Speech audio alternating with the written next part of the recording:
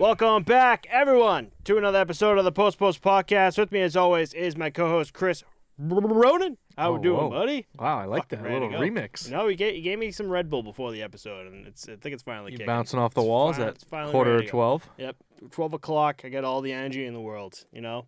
And I still got to wake up early for work tomorrow, so we'll see how that works. Good. I think you sapped all the energy out of me. I might fall asleep on air tonight. It is a long day right now. Long day. Not as long as the game last night. Yeah, nothing is as long as the game last night. That was insane. No. So the Florida Panthers and the Carolina Hurricanes had one hell of a game last night. Two hell of a games. I want to talk about that later on. But I will say the fact that I'm still alive at midnight tonight is beyond comprehension.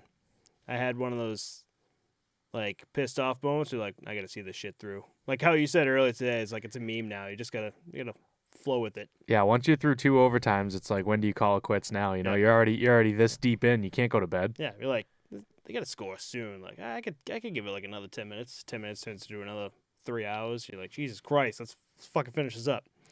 So, I'm mad at myself this week.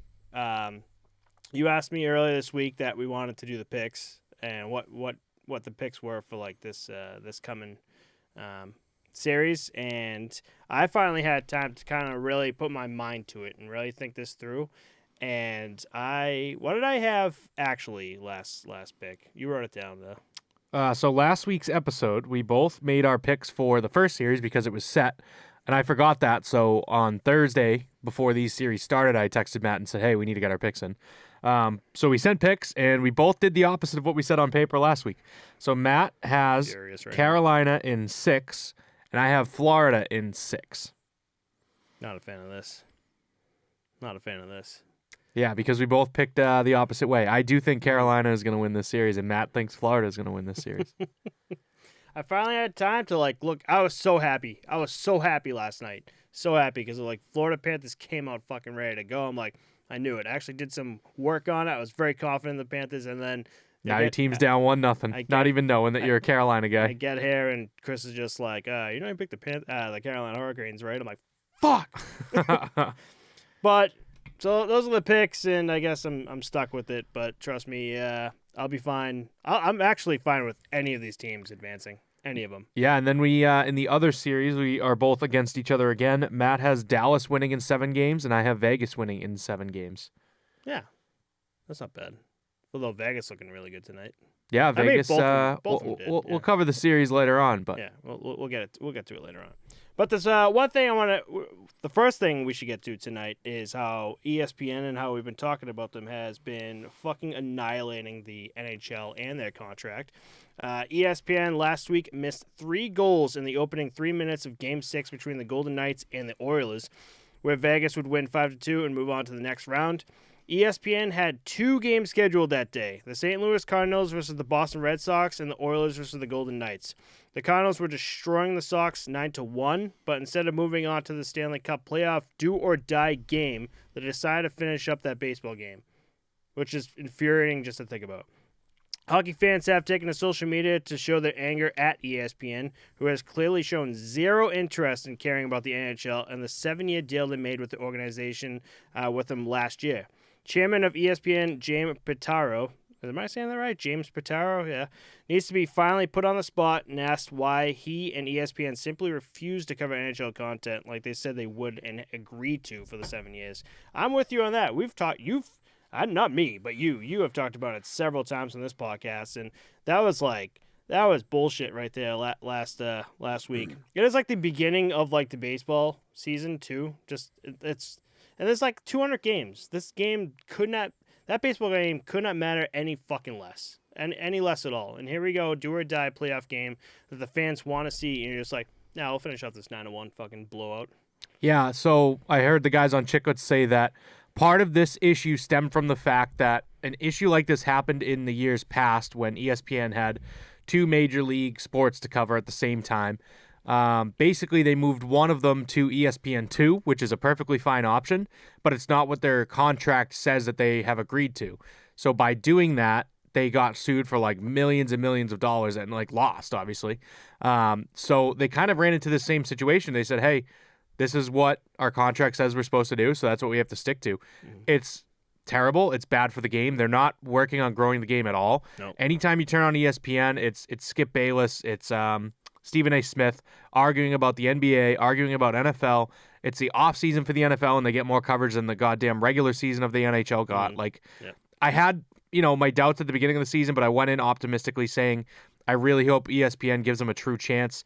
The broadcast team they put together I thought was really good. They had a lot of good guys on the panel when we went over that at the beginning of the season, but just the fact that at the end of the day, they're not even willing to put it on the channel during the most important time of the year. Like, if the roles are reversed next season when the MLB is in the playoffs and there's a regular season NHL game, like, their main reason for the MLB being on was because they have Sunday Night Baseball as like a thing. You know what I mean? Yeah. It's like, here's our Sunday Night Baseball matchup. It's the most important thing in the MLB right now, right? Mm-hmm.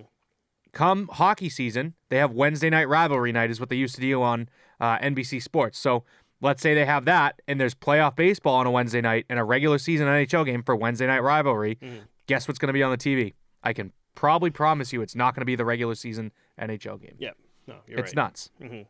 Then what? I don't understand why they would take on such a contract like this, and then like you go back and see like the bullshit like comments they have like, oh, we're so glad to be with the NHL. We're glad to be putting out their content along with us and grow the game, and you're just not fucking doing it.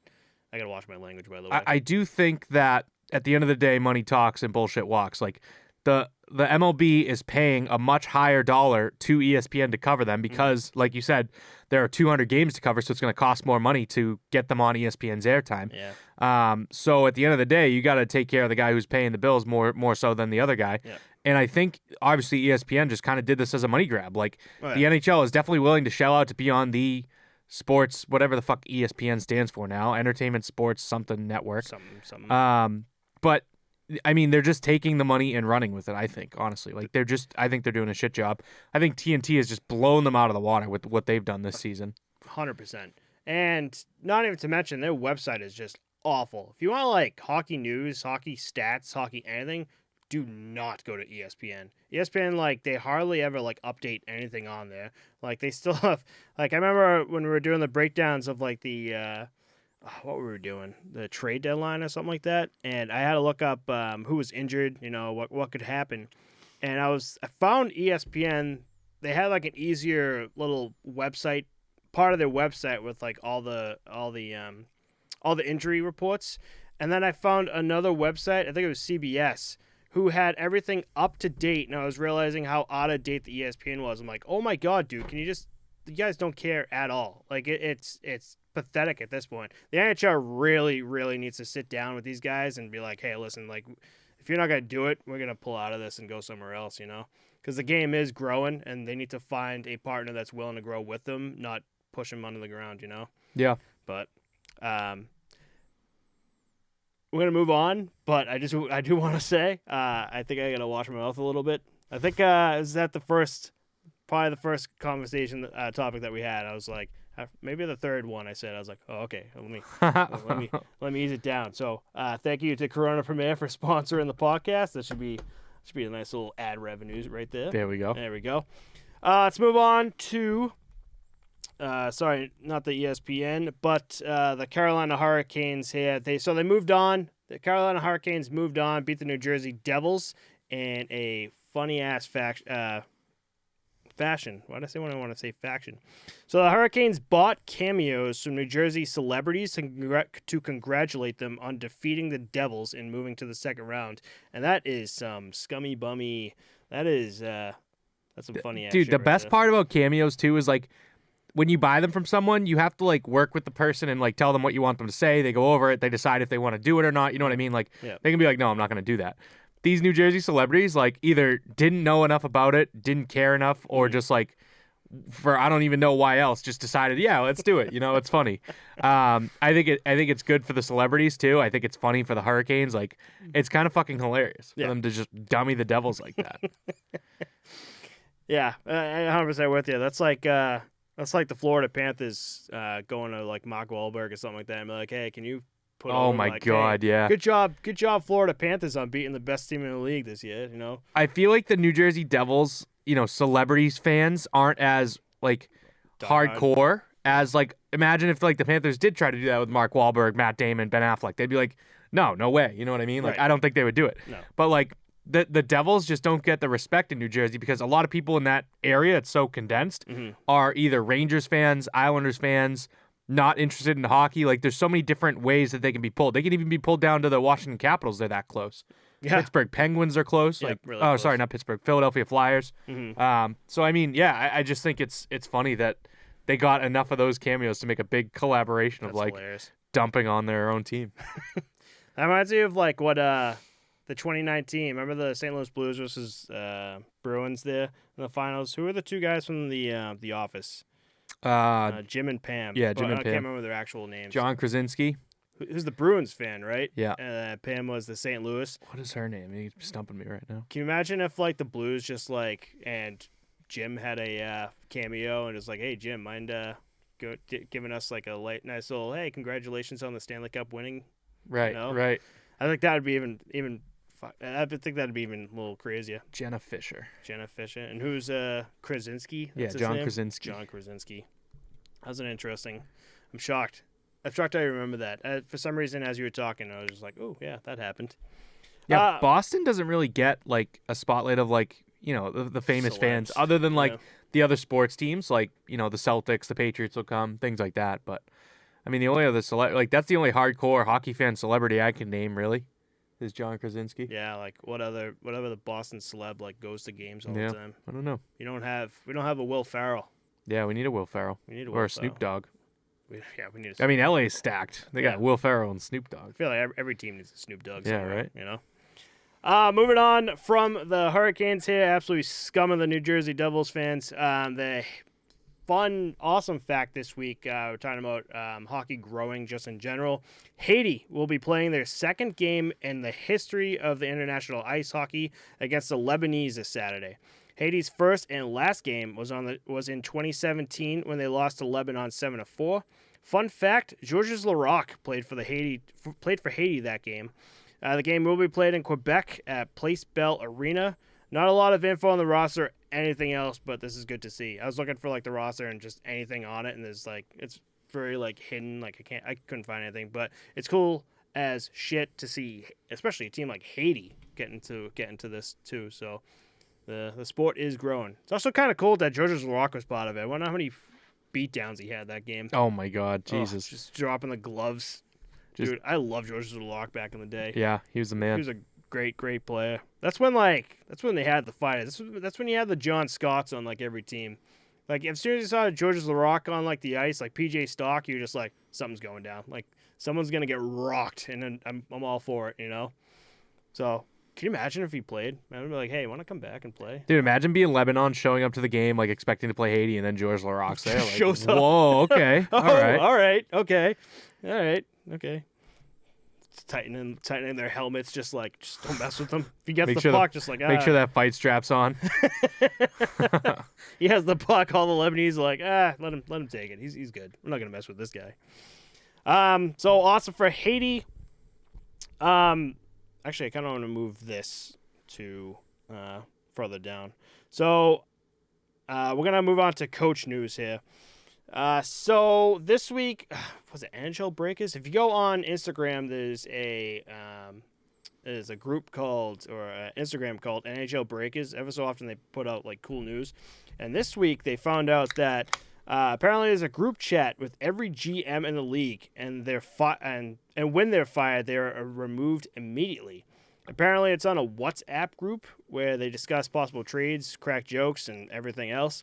One has to wonder what is actually said in those group chats, because group chats with the boys are never safe. So gotta hope that doesn't get spoiled out there. I would think that this probably doesn't get tapped into as much as we think too, because as a GM in the league, like even like making trades, like you're gonna do that privately. You're gonna do a lot of stuff on the back end. Like, what do you honestly have to say to the other 31, GMs in the league? Like, you know what I mean? Yep. There are a couple like funny jokes, I guess you could chuck in there, like they say, but like I wouldn't be discussing trades open with like everyone. Or maybe it's like that's how you shop the market too. Yeah. Like, hey, we're looking to see what we can get for example, John Tavares, right? Yep. And then you just throw it out there and then see what people come back to you with on the side, you know? I wonder how easy that's made it for people too. Yeah. Just like, just shopping them. Just be like, Yeah, like this guy's Like, available, send some almost offers. like a Facebook Marketplace, but for the Yeah. NHL, where it's like, hey, John Tavares is up here if anyone's interested. Right. We're like, well, I got this. I got a roll of quarters for you if you want it. But that's just interesting. You would figure this would be it, but you're like, no, there's no way. They're gonna be more professional than this, and no, it happens. I almost feel like this shouldn't have gotten out there because like there's got to be some hacker that's gonna like get in there. Oh yeah. And like find either what they're saying or like just join in and be like, what's happening, boys? The new GM of the. Who are you? I am. I'm the Atlanta Thrashers GM. I'm back, boys. What's up? Trying to think of a GM where you could just switch like the first letter of each name and just be like, oh, I'm it's not Kyle Dubas anymore, but I was thinking Dial Dubas or Dial Kubis, be like, oh, who the hell is this guy? Some more. So I want to get into some coach news because there's been some coach news this week, especially. So Dallas Stars head coach Peter DeBoer holds all-time record with 7 Game 7 wins this week. He's done it with the Devils, Sharks, Golden Knights, and Stars. Another staff for DeBoer also makes it to at least the third round in the first year with every team he's coached. So every team he's coached in the first year, they make it to at least the conference finals. Which So that's kind of bad news for my pick here because I have Vegas winning in 7, so I need Vegas to win in 6. If they go to 7, it seems like Dallas is going to get that one. Just an absolute mastermind behind the bench in Game 7. For some reason, Game 7s with Peter DeBoer is just like, nah, I got this. We're good. Just absolute coach genius. So be on the lookout if you're a betting man. This is when we need what's the betting. DraftKings? Yeah, this is when we need like a DraftKings sponsorship. Yeah. Like just drop it there, Little promo code. Little promo code. Mm-hmm.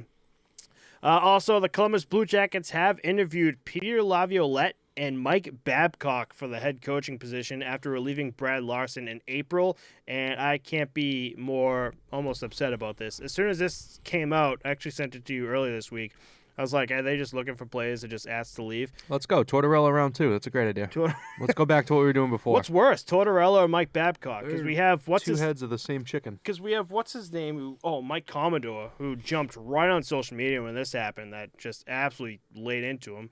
He really hates Mike Babcock, and this is like old school hockey coach that shouldn't be in the NHL anymore. That for some reason the Columbus Blue Jackets was like, nah, we want this. The old school coach, like it seems to work for about a year or two. Like that's where you really like give guys discipline and hold them accountable for their actions in a way. And then after that, you need the players coach to build up confidence and ability and things like that, like the general feel for the game.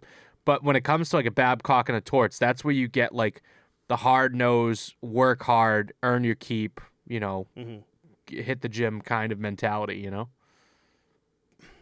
Yeah, but that's I don't know. As soon as he said hit the gym, I thought of Rod Brindamore.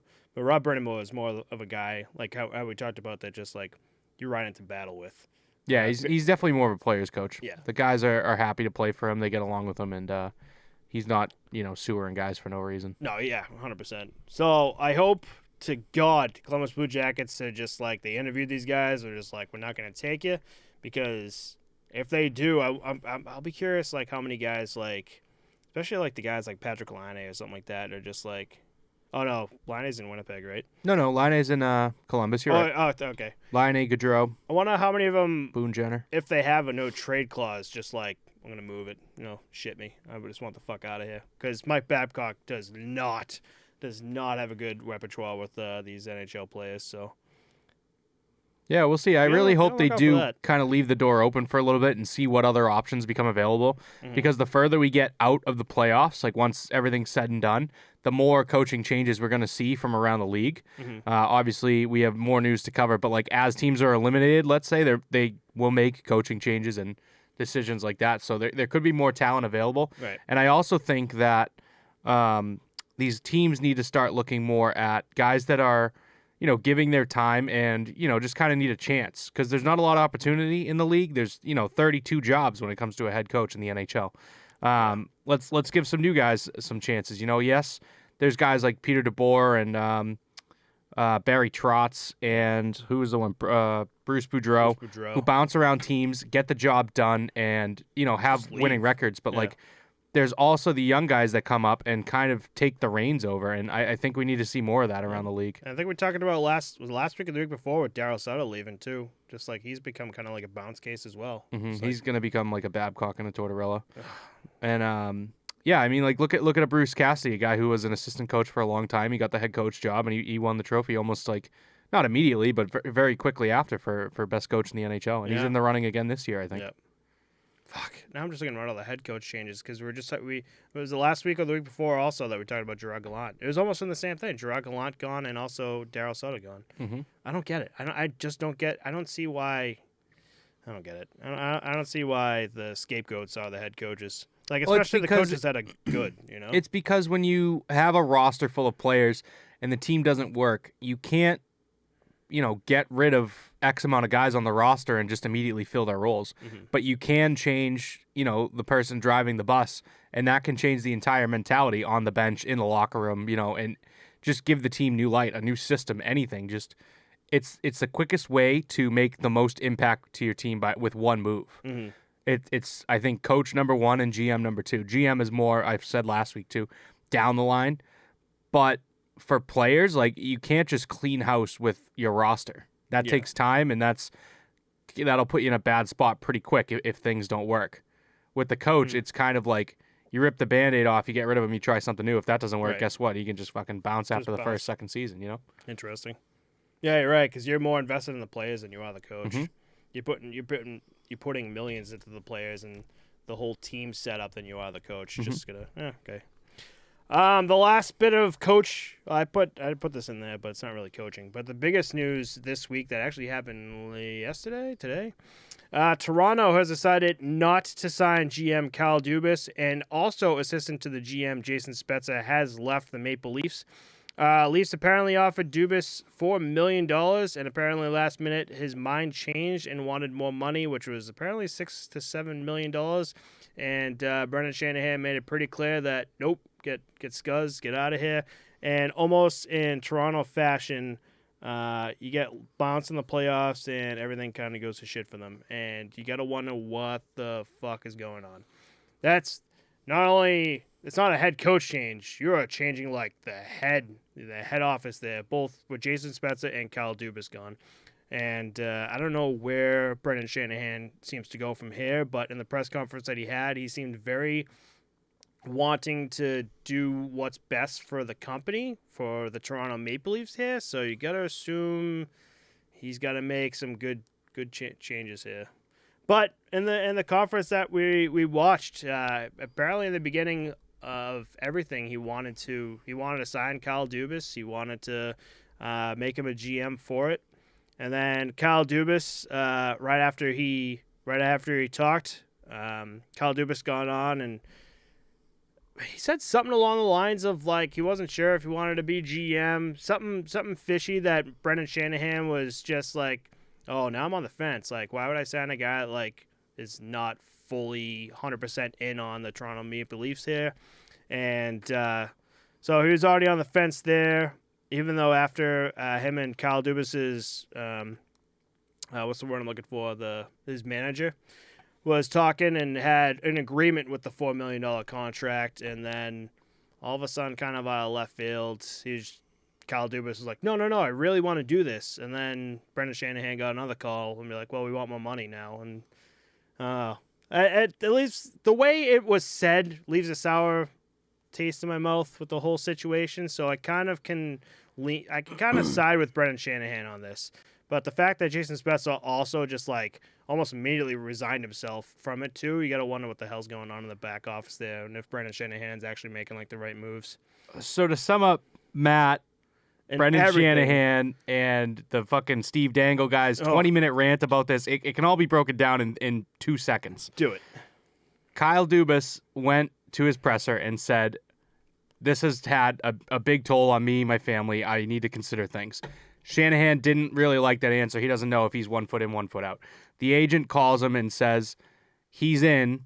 here's his contract ask for next season, and Dubas doesn't really reach out to him for a couple days. Shanahan says, I'm kind of all set with that. That's really it. Mm-hmm. I don't understand why Shanahan thinks he needs to answer to these people with 20-minute answers about nothing. He talked himself in a circle and something that could be said very quickly and to the point.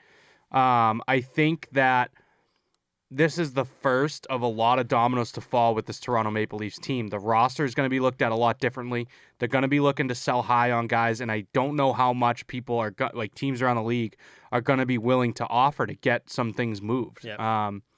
Because they know that at the end of next season, they're going to be on the open market for free. It's just a matter of paying their high ticket then. So I think if you can slot in, let's say, take your pick, Austin Matthews, I think Mitch Marner. I don't think the John Tavares contract is going to be able to be moved unless they buy out half of it or something. And I think they want to keep Nylander for the future. So any of those guys, let's say, they're looking to shop them and see what they can get the most out of in return. And I think it's going to go to a team who's going to look at the next year and say, this guy can put us over the hump and then maybe make a run for us. And then we got to pray that he wants to stay with us, or it's just lost cause. So they're not going to get that much if it's really just 1 year of Matthews, 1 year of this guy, And apparently Matthews was looking for nothing too crazy. He wanted a 3 to 5 year contract extension. That's if a 3 to 5 year contract extension at fucking 12.5 to be the next highest paid athlete in the NHL.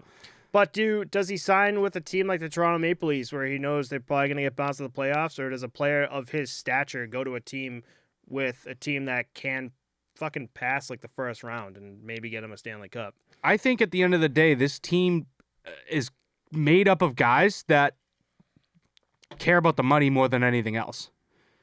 As bad as that sounds, obviously they're a team, they want to win, but all these high-skilled guys, they're making so much money and they just don't care. You go to any other team, Sidney Crosby's taking a team-friendly deal. Ovechkin's not huge money, but it's a friendly enough deal. Bergeron, Marchand. Bruins just. I think Marchand's gonna fucking get hosed soon. He's gonna take him to the cleaners. But I don't know. I don't see any reason for Matthews to stick around because it doesn't seem like it's gonna be a winning organization in the future, and there's no more money to be made there because a lot of that money is tied up. So I could see him going after next year. I don't know. Maybe they'll try and get something for him this year, but he won the Rocket Richard last year. It's this is a very unique situation that I don't know if we've ever seen before. It's just weird that you have this, and then all of a sudden it can just change overnight. I could see Austin Matthews being listen, I want this, or at least put in for a trade. You might, I feel like the Toronto Maple Leafs are gonna they're gonna be doing something this offseason. It's gonna be some big moves going on. The fact that they don't have a GM right now, that's got to be step number one. You can't make any of these big moves without one. No. And we had a comment on one of my videos from last week, or one of the clips that I put up last week, and I was kind of complaining about their goalie situation, as I was with the Oilers and everything, where just Samsonov and Joseph Woll are basically your goalie tandem. Not saying anything about Joseph Woll. I think he definitely needs more time in the NHL. What about Matt Murray? That's what I'm saying. Matt Murray's become a third string. Why the hell is he even still in the NHL? Well, he's just injured. It's not that he's a third string. He's not injured anymore. He was the backup for Joseph Woll during the playoffs. They just didn't play him. And then Joseph Woll played on his fucking ass. Played on his head the entire playoffs. Just like a Kara Schmidt and all the other third string goalies, like Aiden Hill right now for the Vegas Golden Knights. I don't know if I mentioned it last week. Through 2 rounds of the playoffs, there were 28 different goalies that played. Isn't that crazy? I was just thinking that. Holy shit. Yeah. Interesting. Sorry, I chucked that out there. Yeah, and you just threw my head in some motion here, but it's just the hell do you do? Do you gotta? I don't know. It's just you gotta. I'm pretty sure I said it last week. I don't think that picking the most injury-prone and mentally rattled goalie in the league and a rookie in Samsonov who's hardly proven himself as your tandem to make a cup run is the right idea. And moving on from Jack Campbell, who played well, I think. Mm-hmm. I mean, look at the goalie tandem right now with the 4 teams that's in it right now. Well, not all of them. One is Aiden Hill, which is the third string goalie. Just the one Aiden Hill that got him through. But this is also just game one of the conference finals here. Every other goalie is the starting goalie. Is the starting goalie for the organization. Jake Ottinger, Freddie Anderson, Sergei Bobrovsky. They're all the starting goalies who I've been talking about since the playoffs, where you have that starting goalie, you have that guy you go to, and that's the guy that's going to bring you to further up in the playoffs. And if Aiden Hill can get past then that's great. But what I'm trying to say is, like, you can't rely on, like, your third string backup goalies to get you through anywhere. But you still did, because the only team that hasn't done that is Dallas with Ottinger, right? I think he might have got pulled once or twice. Yeah. But I think they started Ottinger every single game. Yeah. Every other goalie, you did have to rely on. You did have to rely on, yep. I don't know. I just don't know. Just be prepared for changes for the Toronto Maple Leafs, because I don't know what the fuck they're gonna do. They gotta do something, and they're gonna piss off the Maple Leafs fans even more so than only winning one game in the second round and getting fucking bounced with the Florida Panthers. Isn't that right, Toronto? Huh? We want Florida. Dude, you're the fucking Toronto guy. Why are you listen, turning against your own people? I only said hold on, backtrack. Yeah, I only said Toronto Maple Leafs for the regular season. I never said anything about the playoffs. Oh my god! Now you're putting words in my mouth, buddy. You were saying this could be their year. You were saying at the beginning of the season. I was saying this is going to be the year. It's going to be the best regular season they're going to have. Oh no! Now you're mincing words. Oh man, I don't know, Okay. Billy. All right, I don't know. Can Billy throw in a clip there to show everyone what I actually said? Yeah, probably, but I don't think he's gonna do that kind of digging. It's too much work. That's a pay raise kind of digging. We don't pay him that much for that. I don't know. Just be on the fucking lookout for the Toronto Maple Leafs here, because it's already not looking good. It's already looking like a quick dumpster fire for the Toronto Maple Leafs, and I don't know what the hell's gonna happen. So I guarantee you by next Friday when we record, there's gonna be more news of it. So we'll just have to wait till next Friday and throughout the week. So talk about another dumpster fire, which is probably worse. No, it's not probably worse. It is worse than the Toronto Maple Leafs. The Arizona Coyotes are fucked. The Tempe voters did not approve of the new arena project. The Coyotes are so far playing next season at ASU, but the team will be relocating finally. Part owner of the Utah Jazz, Ryan Smith, said this week that bringing an NHL team to Utah is apparently in motion, and I feel like that might be the Arizona Coyotes, but this news just makes sense. I don't know why Bettman is just pushing for hockey in the desert like he is, and it's just not working, and it's finally Utah's still a lot of desert. Yeah, it is kind of desert. Sorry. But like, I'm just talking about Arizona just in general, but it's finally like blowing in his face. They're just like, hey, listen, it's just not working there. And even the fans know it. No, I do think that it did work there. Think about what they got out of the Arizona Coyotes. They got Wayne logo? They got Wayne Gretzky to be a part owner of the team. They got him fully involved in the league after his playing career. They got Paul Bissonnette, one of the best analysts in the game, one of the guys that's like single-handedly growing the game more than anyone else, I think. And they also got a player like Austin Matthews to give a shit about hockey and start playing at a young age because his home state had a team. You know what I mean?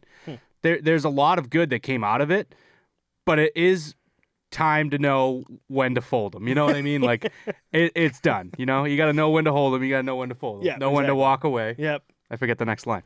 You know the song? But I don't fucking blame the Tempe voters for not approving this new arena project. It was a 56% no to a 44% yes, I think was the final count.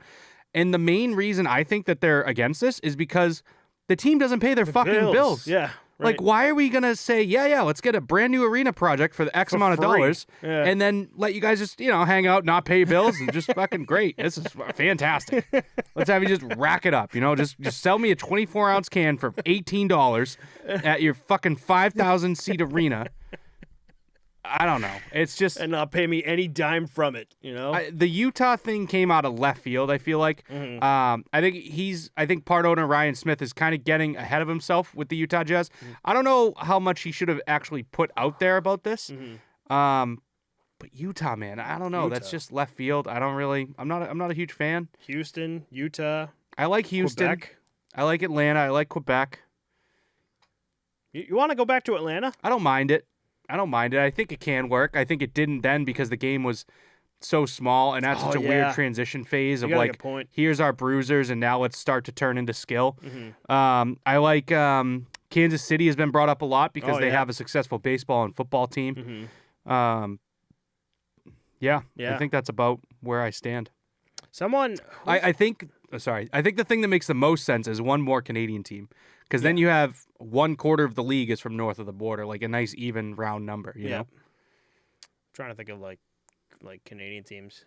No, I have, for some reason in my head Alaska, but that's just so fucking out of the way. I mean, call it Canada, but like fuck that. Imagine having to fly from Florida, like Sunrise, Florida, to Alaska. Yeah. Oh, brutal. I'm trying to think of like what else is it? They have everything. They have Hamilton was brought up. Was that the town? I think that was the town that has a 17,000 seat arena. Hamilton, already Ontario, waiting to be used. Oh man, Nova Scotia. You could do one. Oh, Nova Scotia. Yeah, you could do that. Halifax. Well, I mean, yeah. I guess you could do Halifax. I don't know where the fuck you'd go, but they are. Everything's in motion. Really, just talking about like expanding the team and.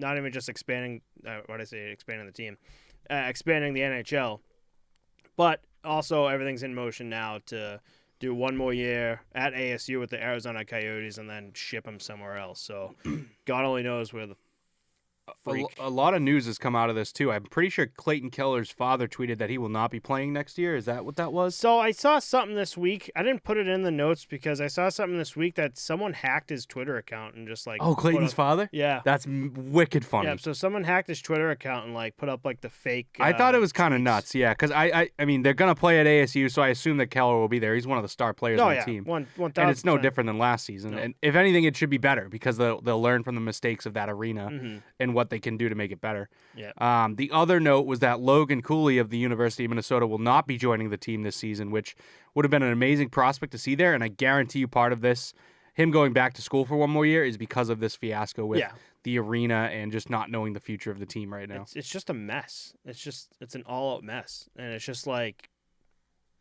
you know what? I will say they did actually do a lot better than I thought they were going to do last regular season.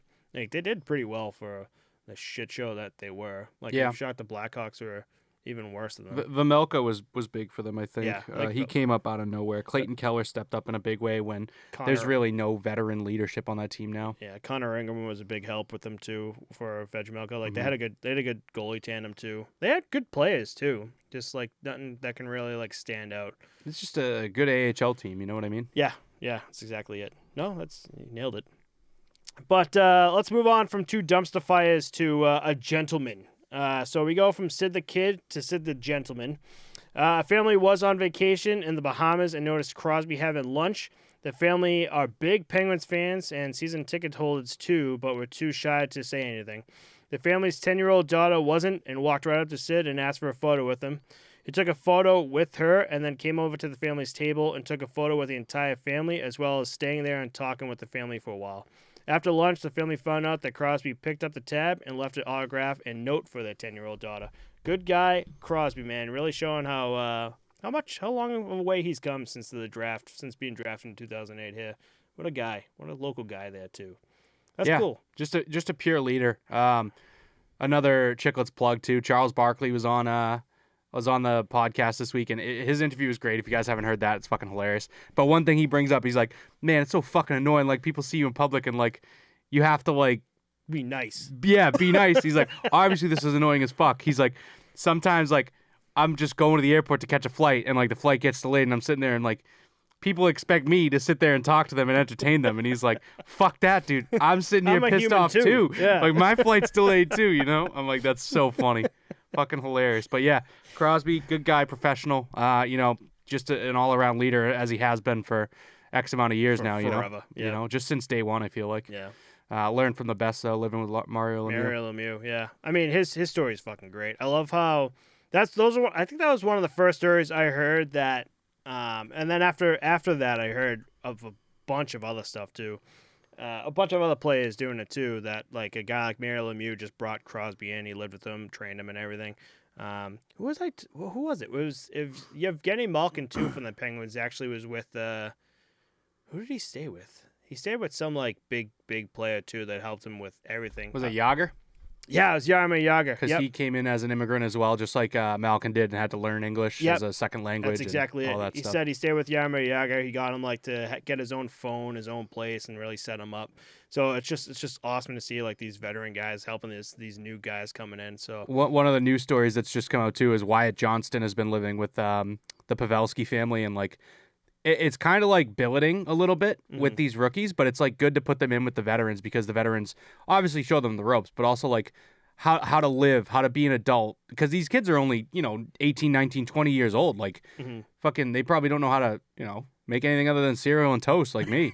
I mean, Emma's getting sick of it. I'm gonna have to learn how to cook soon. This is getting ridiculous. It reminds me of remember that old Joe Thornton commercial when he was on the San Jose Sharks, where he's trying to make the toast and he keeps buttering it wrong. You remember that at all? No. Oh man, he keeps like there's just like it's like a 30-second clip of just like Joe Thornton sitting down trying to have like breakfast and like it's just toast and he's trying to butter it and like the bread's too crispy so it breaks. He's like, God damn it, and he just keeps doing it. Just reminds me of that. Where just like these guys just like don't know how to cook. Yeah. Oh, damn it. What was it? It was I'll always remember this because this is like one of my favorite HBO series that they did. It was the Penguins versus someone for the Winter Classic. It was it Detroit? And they had the 24/7 with them, and oh God, I'm gonna blow it right now. I'll think about it and put it up here. But there was some rookie player that ended up like buying a house like literally 2 doors down from like some other Penguin player, and he was just saying that like every morning when they were home, he would just get up and just like literally just like open up, like not even knock, just open up the door and just like assume he's gonna make breakfast for him. That's awesome. He would just have like eggs and everything set up for him. So like, that's awesome, man. Just like buy your house and then like this free breakfast, lunch, and dinner like across the street. Just do that. Oh man, it's great. But that's all said and done with the news. Are you ready to hop right into the conference finals here? Yes, I sure am. All right, I want to start with the Dallas Stars versus the Vegas Golden Knights. There's two things that I wanted to bring up. The Golden Knights Stars series is a rematch from the 2020 bubble playoffs. Dallas in the bubble playoffs would beat Vegas 4-1 in the series, but then lose to the Lightning in the finals. Obviously, we're not going home. And Dallas Stars Joe Pavelski has tied Alex Ovechkin with most playoff goals among active players with 72. The old man getting it fucking done with Alex Ovechkin. Big name to be a part of with Pavelski here. So awesome for the both of them. And so game one of the conference finals just ended like an hour ago now at this point. And how are we feeling? I feel like that was a lot different. That was more so different. That was more so of a feel-out game than I feel like the Carolina Hurricanes game was last night. Yeah, I think these teams were kind of matching blows. One of the big takeaways from this was Jason Robertson finally getting the monkey off his back from last round. He didn't put a single puck in the net, I don't think. He tipped one in 5-hole to start the series off. And I think they just went back and forth trading blows, tied it up, up by Dallas, etc. Vegas ends up winning this one 4-3 in overtime. Definitely a good feeler game. I mean, that's all it was. The fact that all these overtime games are happening too, like it's just an extra toll on these guys' bodies. It's nuts. Yeah. You're 100%. Like, just playoff hockey just in general with like the series, and then you add like extra time playoffs. Like, yeah, it can definitely hurt. The good thing with the conference finals, these teams, I feel like both matchups, they don't have to travel too far. Like Dallas to Vegas is probably not that bad, and I think Florida to Carolina is also not that bad. Like they could have to go much further. Yeah, you know what I mean? I think the furthest that I can recollect, I think was the 2011. It was Boston and Vancouver. That's every pretty game far. They had to go like literally just across. Yeah, especially if they go 7 because you have to go back and forth three times. Oh Jesus! But again, this series is going to be interesting. I thought you said Laurent Brossoit was in net, but apparently not. It's Adin Hill still for the Vegas Golden Knights, and Hill brought him to this conference finals. Like the game he was in, I was just like, wow, dude, for a third string, like Adin Hill to like really shut the door like he did to like bring him there. I was like, wow, these third string goalies, these playoffs has just been unreal. And I don't want to disrespect Quick, but at this point, is he not the third string? Like, yeah, I think Adin Hill's the backup. I think Quick is now your third string, which makes no sense to me. I think I've harped on it many times, but Quick, when he came over in the trade, was 10-2-0. Obviously, I think Persois was injured, but like, how do you do that? It's just crazy to me. I don't get it. I do not get it. I don't know. They know something we don't know, though. Yeah, it is what it is, and Aiden Hill is doing pretty well. I think both Ottinger and Aiden Hill had a bunch of goals that they let in this game one that they want back. But again, a big failure game for a game one. So I would expect a different outcome for game two here. Jake Ottinger. I never let a goal and I didn't want back. I also never met a beer I didn't like. But I always just think that phrase is so weird. Oh, I bet he wants that one back. Yeah, he's a fucking goal. He wants them all back. He wants them all back, yeah. There's nothing that goes by there. You're just like, that was fun. Yeah, right. Good to go. Right. But yeah, these are all failure games. I am all in on both of these. You sent me a post this week that we both realized that any team that wins the cup at this point now we're absolutely okay with. Vegas Golden Knights, Dallas Stars, Carolina Hurricanes, Florida Panthers all have some kind of story with them that if they win the cup, it's just a great story to have. It really is. Florida Panthers is like an absolute come around team, like literally out of nowhere. I get their President's Trophy winners last year that were fucking incredible, and we're just like okay this regular season, and then for some reason decided to shine bright as shit in the playoffs. That would be crazy just to see him win the cup there. I think with that last win too, they're 8 of their last 9 they've won. Wild, absolutely crazy. Carolina Hurricanes haven't won a cup since 2006, right? Vegas Golden Knights, this would be their first cup, right? Dallas Stars, the first cup since. Is it 96 or 03?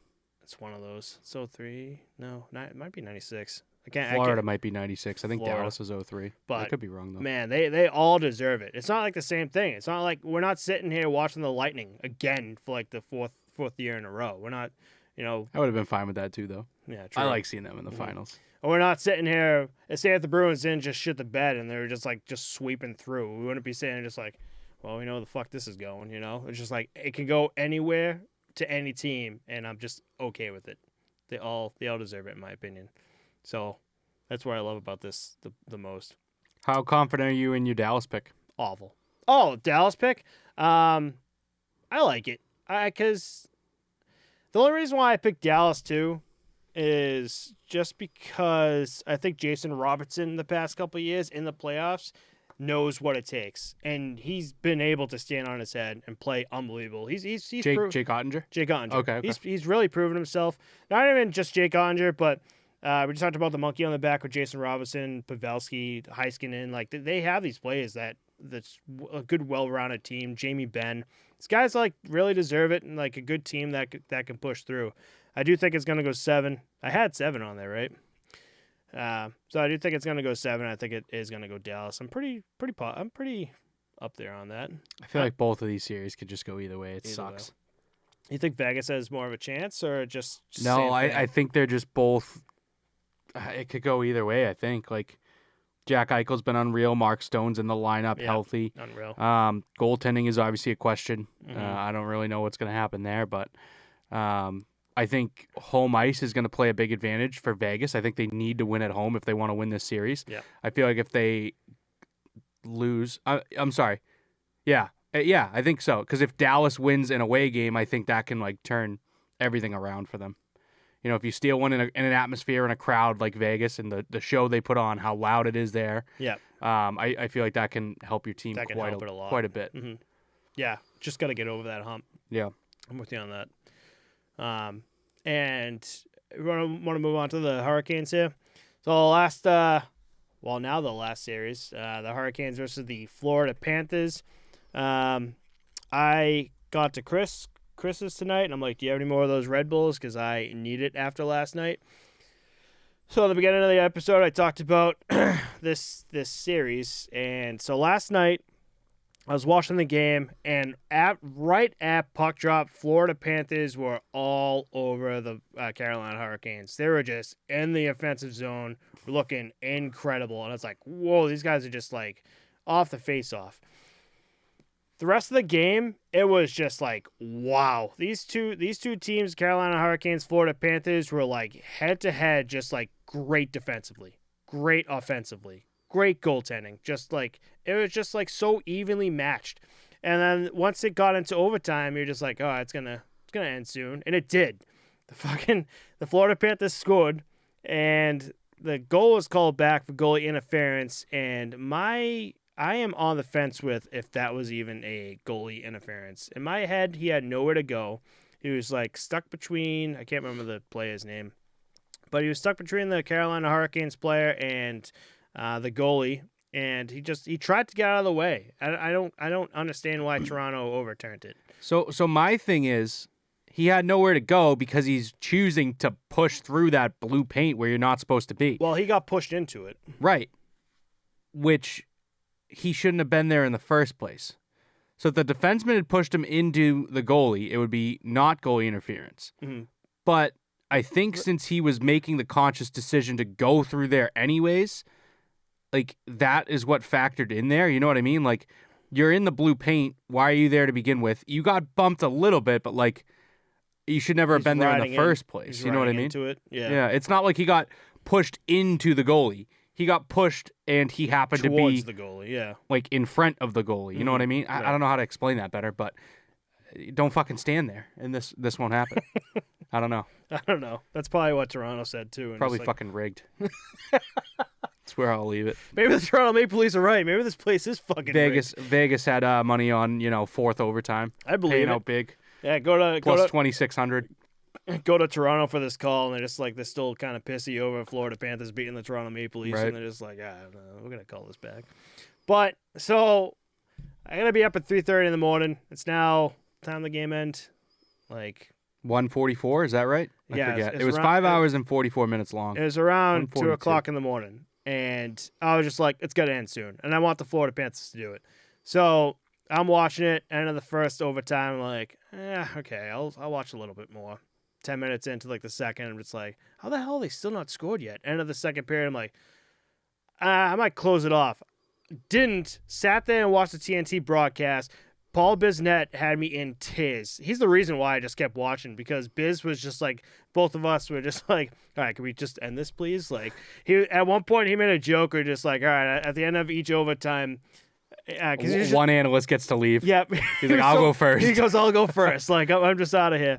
And it was just so funny because he's next to Wayne Gretzky, and Wayne's just trying to be so professional, and Biz is just letting loose, and Gretz is just like trying to just like, be like, oh man, but Biz is just like, oh, he's so goddamn funny on that broadcast. That just tells you how good the broadcast team is when like I gotta go to bed, and it's the broadcast that's just like, no, I gotta keep watching. See what they have to say. What the hell's going on? I learned a lot. I learned a lot from Wayne Gretzky here too, because they were talking about at the end of the third overtime.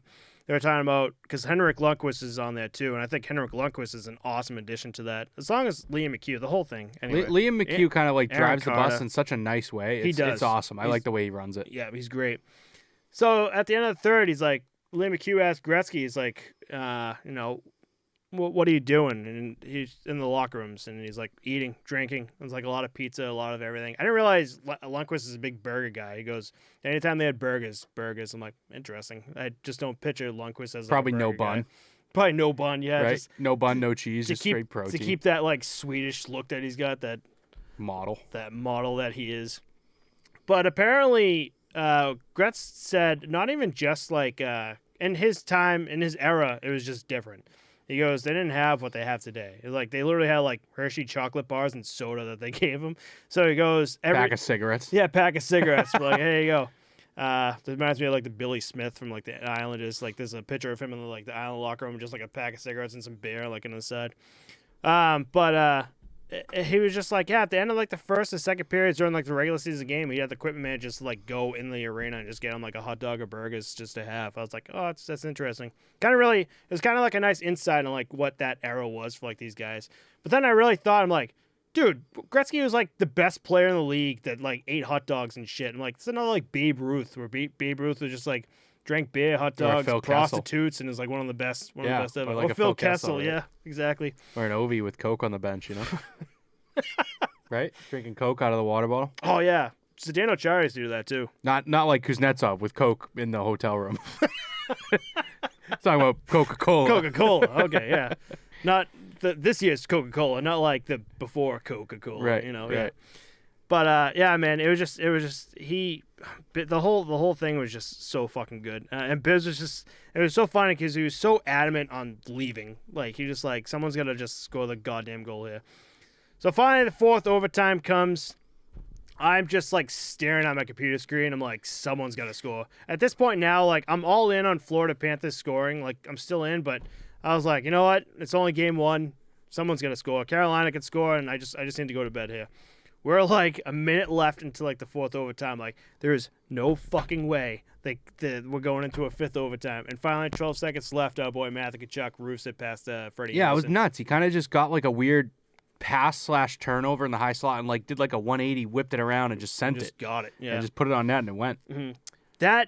The overtime too. I remember after like the second or third overtime where I really had to sit back and think. I was like, this is like professional athletes right now who are just like, can you play a professional game for over 6 hours and still play to like that extent that they had? It's crazy. Like it's insane.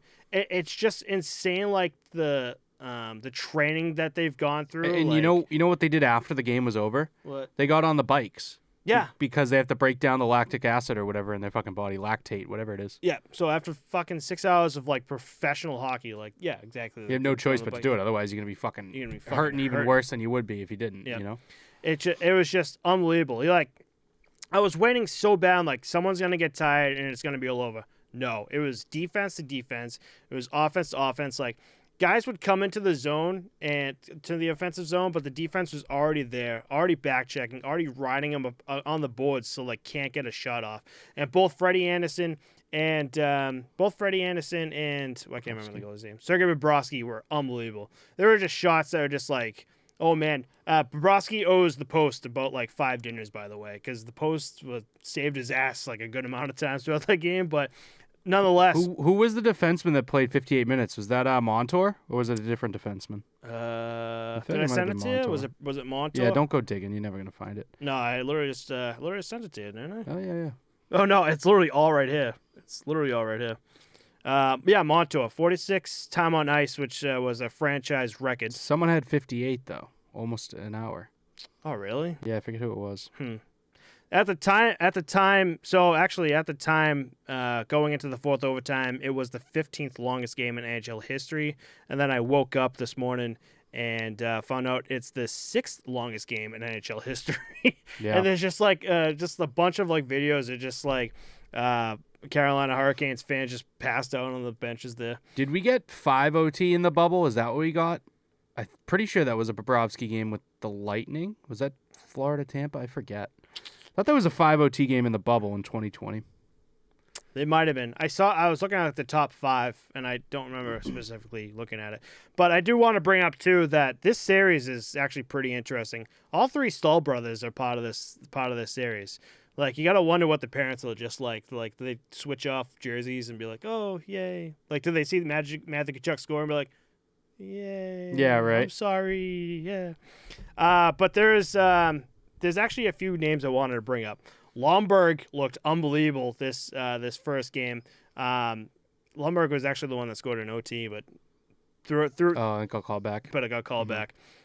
He looked unbelievable this game. Ratko Gudas, for some reason, reminded me of like a Brad-ish Marchand. Where Oh yeah, 100%. Yeah, he's a prick. He will. Yeah, exactly. He's a huge prick that will get you on the boards, but will still make plays. Will still get like good shots off. I'm like, wow, this guy can do almost fucking anything. I as soon as I was watching him last game, not even last game, game 1, but throughout the playoffs, I was like watching him, paying attention. I'm like, holy shit, like this guy's like another Marchand.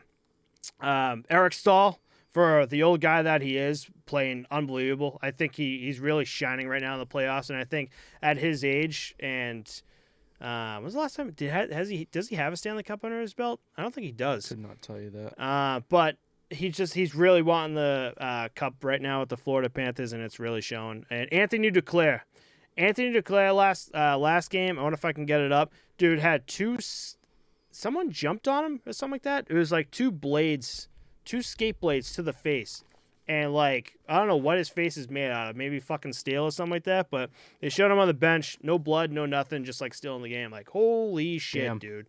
But, yeah, man, just get ready for an amazing series with this series. And that's why I regret this, Carolina, because I was watching the way Florida Panthers played, especially away, and I'm like, wow, holy shit. Yeah, that's the funny part because I think Carolina is going to win this series, and like we both end up with the picks that we didn't want, which is nuts. So we'll see. But I mean, also I'm not really feeling that bad about it because, like I said, Florida's 8 of their last 9. So yeah, we'll see. Well, we'll see what happens. But I don't know, baby. You still got some hockey left. It's time for bed, dude. Time for Jesus bed. Christ, after that long day. All right, so we don't have. Oh wait, hold on. We actually have nips this time, not like last week, and we have Truly strawberry lemonade flavored vodka. What did we do last week? We did the stupid frozen. Oh yeah. That hurt so bad, by the way. Ooh. I was sitting there trying to like scrape it with my teeth to like get some. Oh yeah, they were frozen because we didn't let them thaw. Now I remember that. Smell good. Cheers, pal. Cheers, bud. That is all sugar, baby. Oh, dude, I just got cavities midway through that nip. Oh,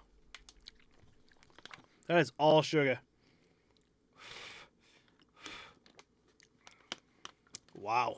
How are you with that? You're pretty quiet. You got the water right away. Very sweet. Yeah, I am not. It's like a lot of flavor. That's yeah. Might know what might be good with though, like some some soda water. Make like a mixed drink out of that. Oh yeah, you could. Turn it into like a glass of soda. This is when I wish. This is definitely the one that I wish they had.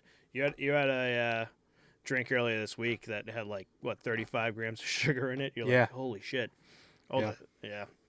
But oh man, I'm not gonna do that again. I'm sorry, truly. I can't do that again after that. So you want to call us out? Thanks everyone for listening. If there's anything you want to see us cover next episode, let us know. Our links are in the description, and we'll see you all next week. And thank you to Corona Premier for sponsoring the podcast. Have a good night, guys. Peace. Bye.